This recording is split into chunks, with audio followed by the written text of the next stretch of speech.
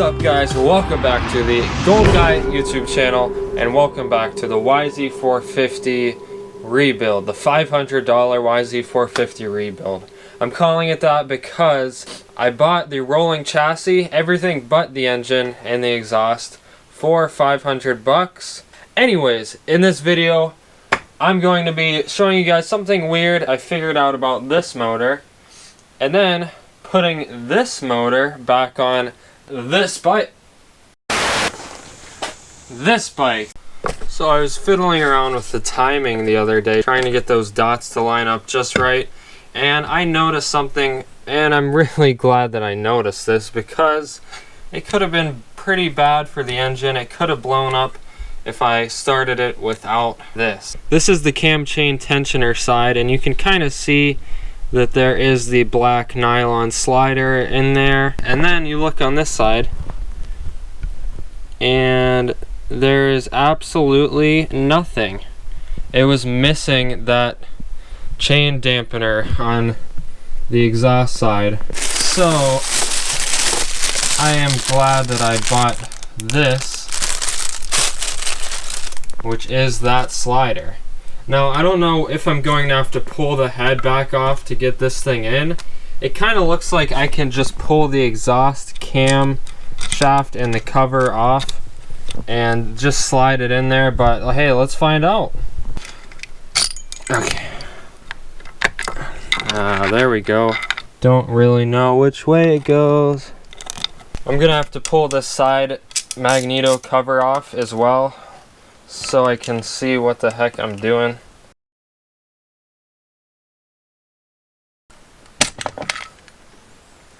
Now I can actually see where the slider is going to go. It actually rests in this channel right here. That's where the bottom of the chain dampener rests. Okay, well, as expected, this piece can't go in with the head installed. It kind of has to go in like that, and then the head goes on top of it. Might as well just go ahead and frickin' do it. Alright, head's off. There's no doubt that I had to pull the head back off because there you can see where this thing is supposed to sit. Right in there like that. I just found out that I actually had the head gasket on the wrong way originally. So this way fits good. There we go. We can get the head back on now.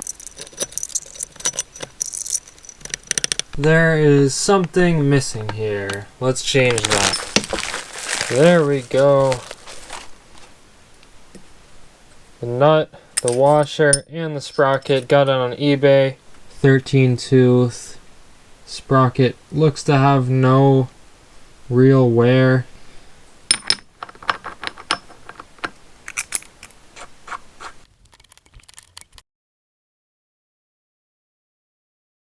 Now it's really not going anywhere. It's time. Let's get the engine on the bike. First, I'm gonna pull all these bolts out. The engine also goes through the swing arm bolt. We'll just loosen this up and see what the hell happens.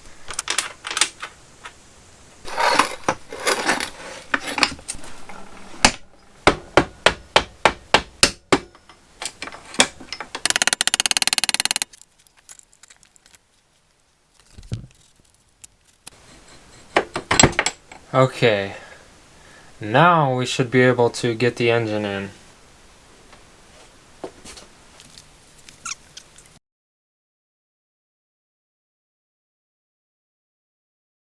Let's try the other side.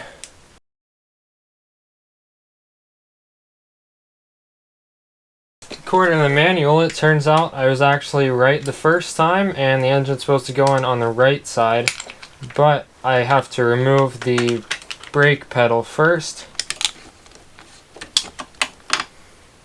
I'm also gonna pull this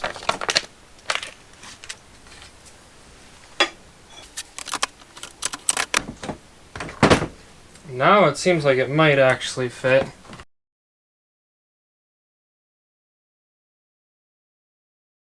The engine's kind of just sitting in there pretty nicely, kind of where it goes.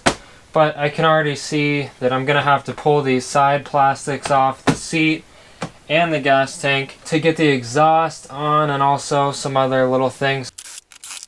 Maybe the seat should come off first, I don't know.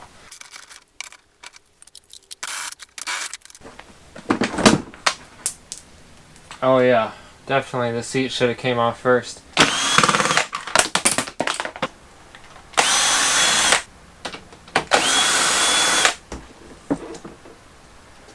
Now I can actually see what the hell's going on up here.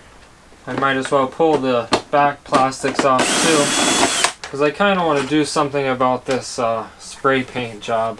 Also, the air filter looks like it could use a good cleaning.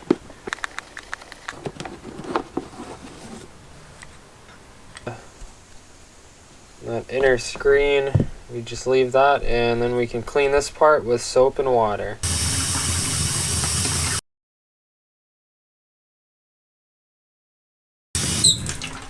That's better. Let's let the sun dry this thing. Next up, I'm going to try to get the rear swing arm bolt back in. Alright, ready to go. This is the fun part, trying to get everything to line up right. That wasn't bad, I almost got it. There we go. And now we can get that nut back on. Now I can get this front engine mount back in. And we also need this bracket on the other side. Turns out I had these two sides switched. Now they're on right. We gotta pick up on the engine a little bit and it should slide right in. Just like that. Nice. Now I've got to get these two top engine brackets in, the ones that mount right here. So we just drop this thing in there.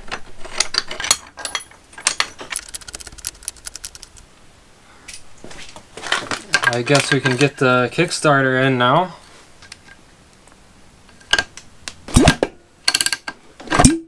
Probably should get a header on there.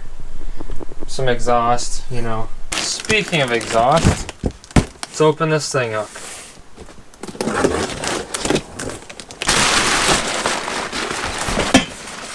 Wow, that looks a lot bigger in person than it did in the pictures. But basically we've got just a little bit dented up 2008 YZ450 exhaust. And it also comes with the header. First, the new header gasket goes in there.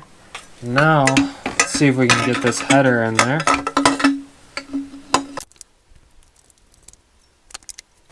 I'm going to go ahead and install the back tailpipe and muffler. Okay, that actually that looks pretty much perfect. So I guess we can go ahead and tighten down the header. Alright, that should do it. Just one more unboxing or enveloping. Here are the coolant lines. I bought all of these on eBay for 12 bucks. Came in like 5 days. Super good deal, all good quality silicone stuff with that weave inside. You know, this is the good strong stuff. And it even came with some hose clamps.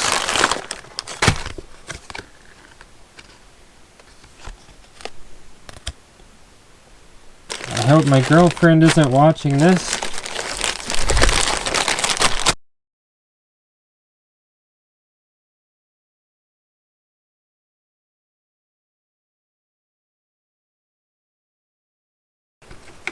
Let's see if we can get this last one on.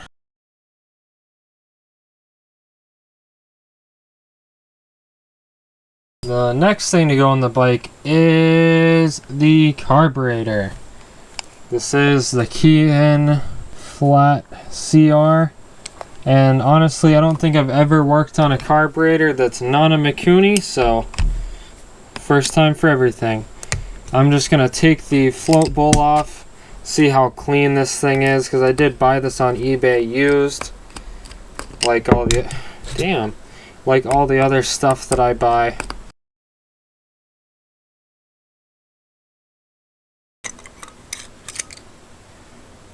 Okay, a little bit gelled up from old gas.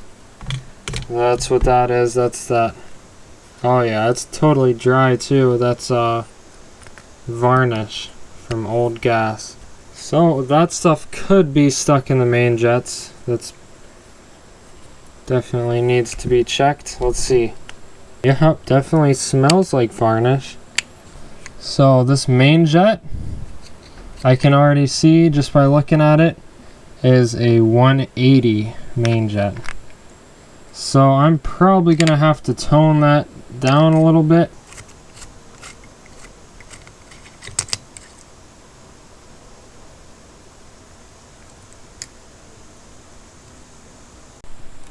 Now I'm just gonna take this carburetor apart and clean it out the best that I can. I'm just gonna spray them out with carb cleaner and put it back together.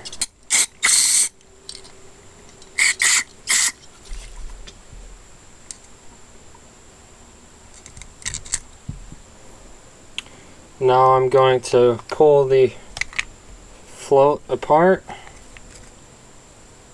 make sure it's letting gas in.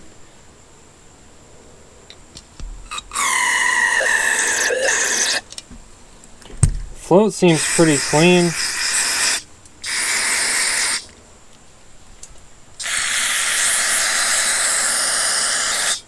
I'm just gonna let that soak for a little bit and see if it does anything to that varnish. I don't see anything wrong with the float, so I'm just gonna get that back in. And I cleaned the inside, the top of the bowl, so we're ready to go. Got the inside of the float bowl pretty cleaned. Now the only other thing I want to check is this little fuel sprayer. Oh, that doesn't look the best. Technically it's still in one piece and there's no holes that I can see, but I don't know why it looks so weird on top. Might as well see if this works. Now there's just one thing left to do to this carburetor. Yes, that's right. We gotta knock this thing down to a 160. I bet you're wondering, how the hell are you gonna do that? And why don't you just buy a new one? Well, I'll show you. Alright, let's solder this bad boy up. This is just all-purpose lead tin solder.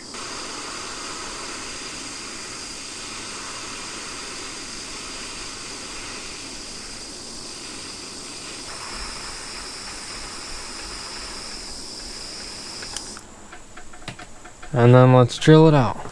And here we've got a set of drill bits, and we've got a 1.60 millimeter, aka 160 main jet drill bit right here. And I know it's going to be like a little bit bigger than 160 once it's drilled out, like around 165 or something. That's fine. I'm probably going to end up buying an actual 160 main jet. I'm just kind of doing this as an experiment to see if it runs good with the, we'll just say 165 main jet. Better than 180. Let's get it in the carb and see how it runs.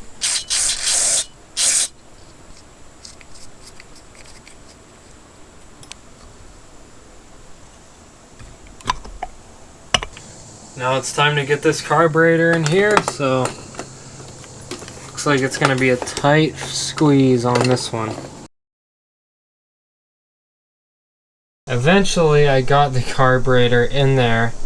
That was by far the most difficult carburetor to install I ever have done. I actually had to pull the rubber boot off of the engine, get the carburetor in there, and then squeeze the boot in between and fit it all together. I got the throttle cables all hooked up. Coolant flush. First thing we do, take this bottom drain bolt out. Damn, that bolt is long. Nothing's coming out. Good. I didn't put anything in there. Let's flush this thing out. Got a pitcher of clean tap water. That's what they say to use in the manual to flush the coolant out, and a bowl to catch it. So let's see if we can get this stuff flowing.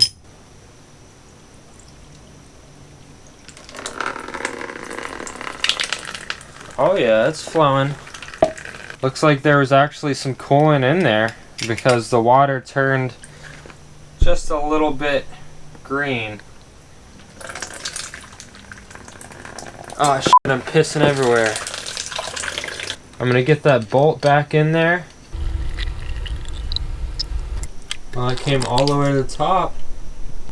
Let's make sure it gets in the left radiator too.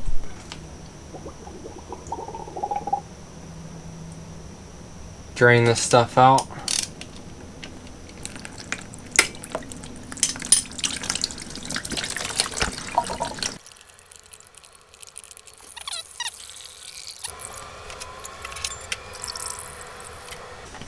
This is the coolant I'm going to be using. I checked the manual and it said basically you just need a good ethylene glycol antifreeze coolant with corrosion protection, which this stuff says that it has. So now it's time to flush some coolant through the system, get all that water out.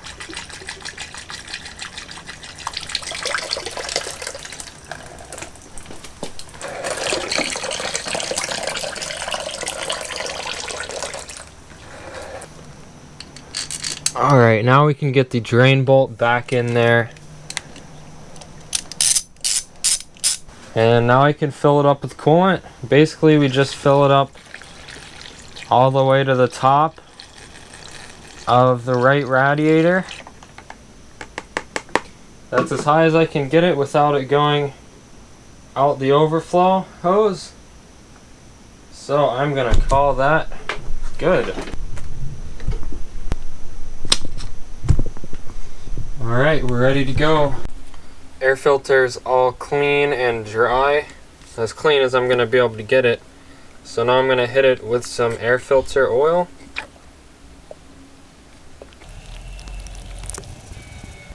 Alright, it's all ready to go back in. This is why you don't spray paint motorcycle plastics, especially if they're flexible like these. I'm gonna try to use some of this old gas from the actual YZ450 gas tank to clean off this paint. I don't know if it's gonna work, but I'm gonna try to give it a shot. See what it does. It's definitely doing something. See if I can aggravate the paint a little bit with a plastic nylon brush. Not really working. Let's try a steel brush. Maybe a little bit. Try a razor blade. Oh yeah, that's kind of working.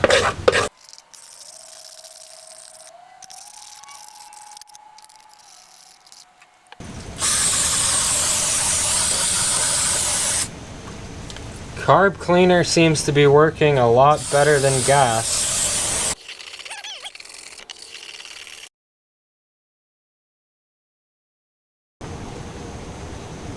Only one thing left to go on the bike. The brain behind the whole thing, the ECU, spark plug coil, CDI, all that fun stuff. Let's find out where the hell it goes. According to the wiring diagram, the CDI, which is this thing, goes right up here behind this plastic piece. Oh, I see it. So this goes here, probably facing up. I think everything else is supposed to go to this side. This is the holder for the hot start cable and probably the clutch cable too. I'm also going to use it to hold this wiring, and I'm going to use this to ground out the CDI box.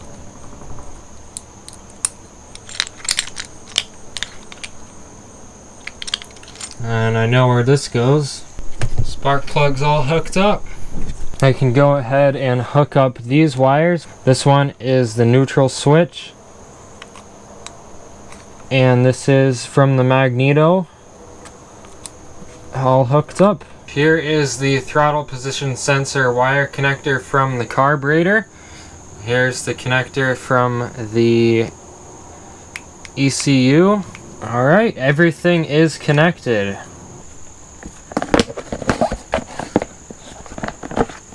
I emptied out all that old gas. Who knows how long that stuff's been sitting in there.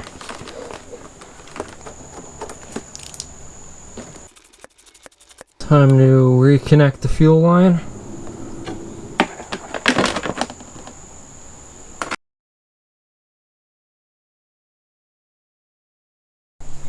Now the seat can go back on.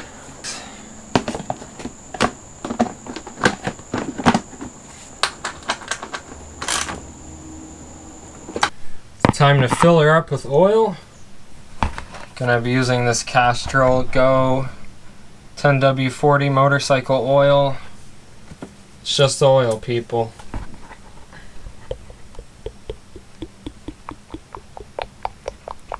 I think this thing takes a lot of oil. Well, that was a whole quart. Let's see if it's even showing up on the dipstick yet. We got a lot to go. So I ran some new oil through this thing and just let it drain out to clean any crap that might have been sitting in the bottom of the engine, hopefully. Maybe it did nothing. Either way, I'm going to be changing the oil after just maybe an hour of use and putting a new filter in. I'm just dumping it in at this point.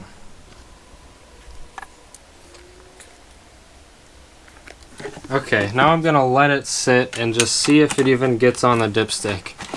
There's no oil showing up on the dipstick that's in front of the cylinder, but the side magneto case is full of oil all the way up to it's almost coming out. Time to fuel up.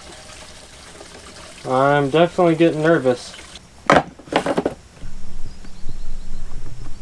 Fuel's flowing. Choke's on. Go time. This thing's a beast. Oh man. Okay. Shit, leaking fuel.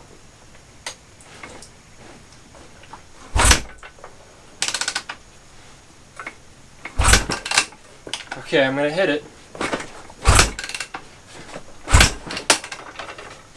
Nope.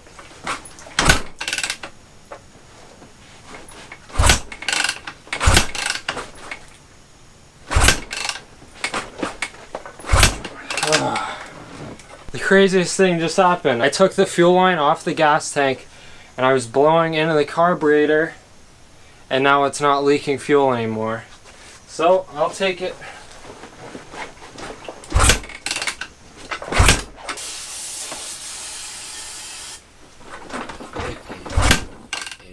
Kicking and more kicking the next day, but the bike still wouldn't start. All that work and no start.